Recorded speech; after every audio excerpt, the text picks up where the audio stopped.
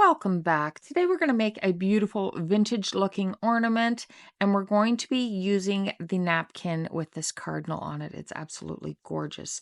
So I have one of these wood cutouts. These, you can find them sometimes in the Dollar Tree. I cut this one on my laser, but also Chalk Couture had these ones out for a little while too, pretty close to the same. Anyways, we're just going to take our wood surface, whatever shape you happen to have, and we're going to put our white paint down now. For today, I've used acrylic paint, just what I had handy.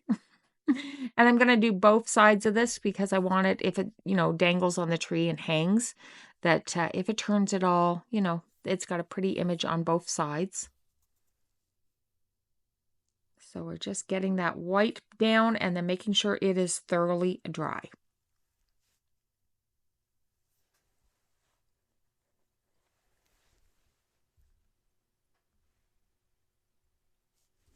Next, we're going to go in with some Mod Podge or whatever kind of decoupage medium you like to use. My absolute favorite is the TH Decor has this Pent Art decoupage. I think it's called Decoupage Varnish and Glue. Absolutely awesome. I will put the link down in the comments for that, but Mod Podge, I have it on hand and I have a lot of it and I'm trying to use it up. So I'm going to use Mod Podge for this one. So I'm just putting on a nice even coat, making sure I have all the edges covered. And then I'm going to take my gorgeous napkin and I'm going to remove the backers. Isn't that pretty? How many of you love cardinals? Let me know in the comments if you love cardinals. Now, the one corner here, you can see the one backer sheet comes off really easy. The second one is usually a little harder to get, but I just kind of rub my fingernail along that edge. If you can't get it off that way, you could always take a tiny piece of painter's tape on the front and on the back and then pull it apart. And unfortunately, you might lose the corner of your napkin that way though. Now I'm going to carefully cut along that center line, and I have to do it carefully because this wooden surface just barely fits for half the napkin. And I know I want to save the other half for another ornament. So I'm just going to line it up here. I'm going to make sure that the bottom of the ornament is definitely on the napkin. You can see there up at the very top. I'm trying to line it up to get it even on both ends, that it's totally covered. But I am going to have a tiny bit of white up at the top, and that's okay. I can fix that. And even if I didn't fix it, the ribbon would probably cover that up, but I'm going to fix that. So now that I've got it laid on there, I'm just going to take a piece of parchment paper and I'm going to put that over top of the surface, over top of the napkin. And I'm going to take my little iron that one of our followers here has sent me as a gift. Thank you so much. You can tell this thing gets used a lot. It is very handy, so cute and tiny.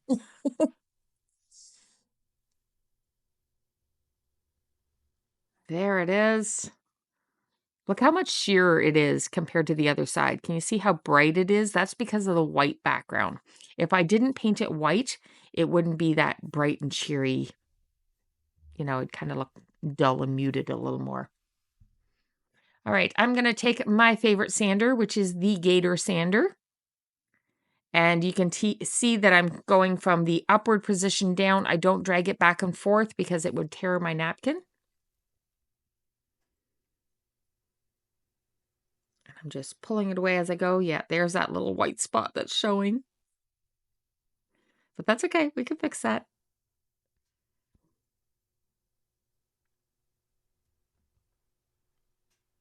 There we go. All right. So to fix that, I'm going to take a little bit of Mod Podge and just put the tiniest bit up at the top. And because that's the green area, I'm just going to take another little green area of pines here and kind of just touch it in there. It's going actually in the opposite direction. Like these pines look like they're going up and the other pine needles are going down. But it's such a small area, nobody's going to notice. And like I said, the ribbon is probably going to cover it anyways. But I do sell my ornaments, so I want to make sure that it's done nicely. Now that that is done, I'm going to go in with the end of my paintbrush and just kind of poke my hole through. And now I'm going to put a top coat of Mod Podge. So just a nice even coat over the whole thing. And that's going to seal it, just in case it gets damp or dirty and you need to just give it a light wipe back. Just keeps it all nicely sealed. Looking good. Let's dry that up.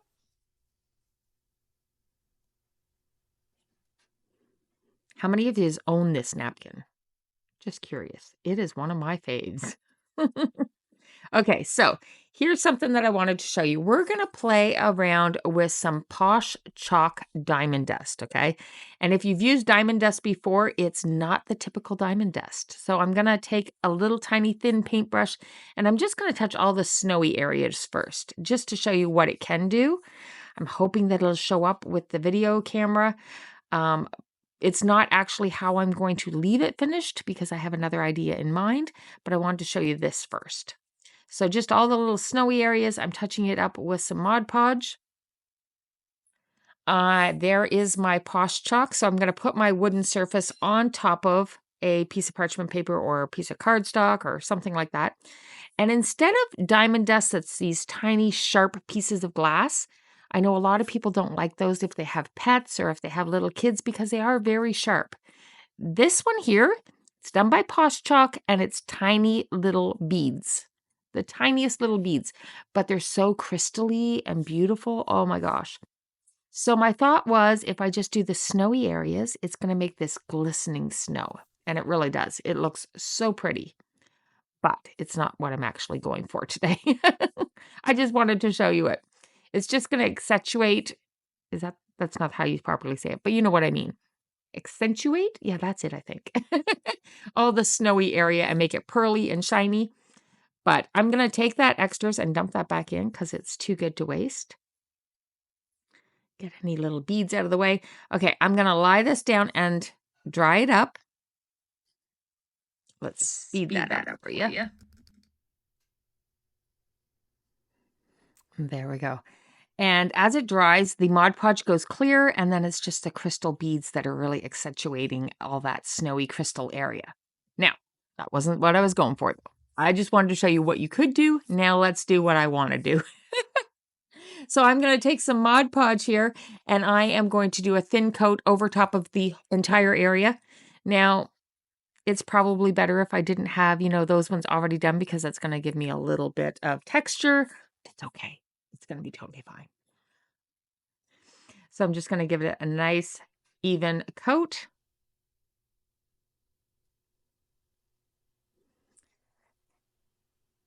There we go. Looking good.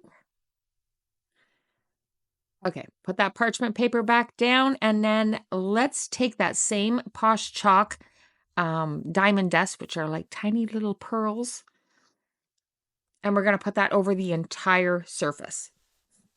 Now, while I'm shaking that off and putting it back in the jar, I want to talk to you about who remembers back in the day when Cracker Jacks, the caramel or toffee covered popcorn, what is it, caramel or toffee?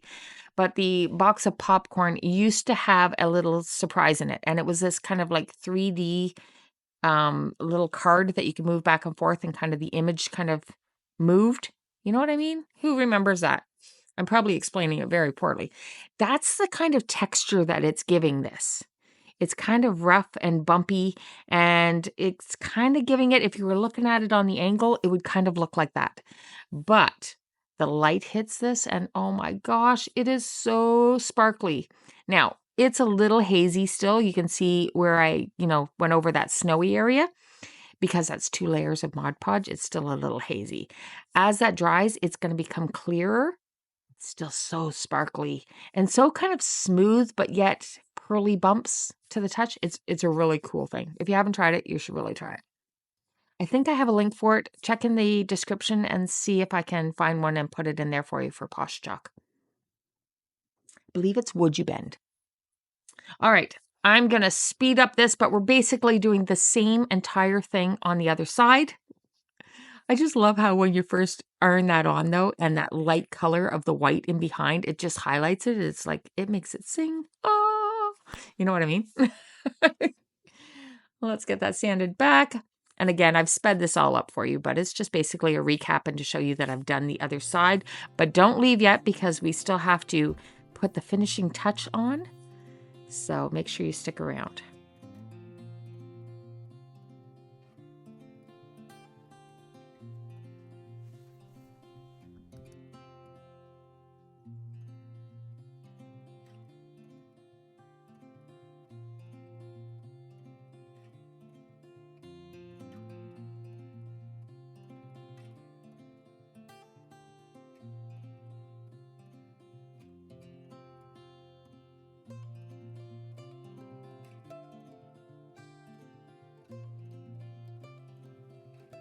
Just making sure that's really dry. And now we can take a little bit of ribbon. So I'm kind of guessing how long I want it to be able to hang on the tree.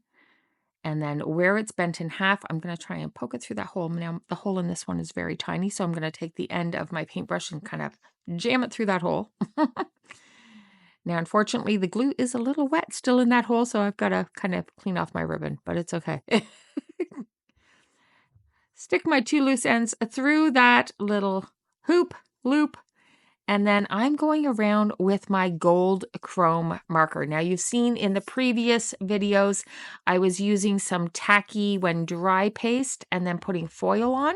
It's a great way to do it, but so are these chrome pens. They really almost give the same look, but so much easier and so much faster. So I just wanted to show you that it is an option. Those available on Amazon, of course. But they just give it a nice finished edge. If you like the rustic look of the laser burn, that's okay. You can leave it like that, but I kind of like the gold. It makes it special. There it is. It's not totally dry, but I wanted to show you it. I hope you enjoyed this. Make sure you subscribe.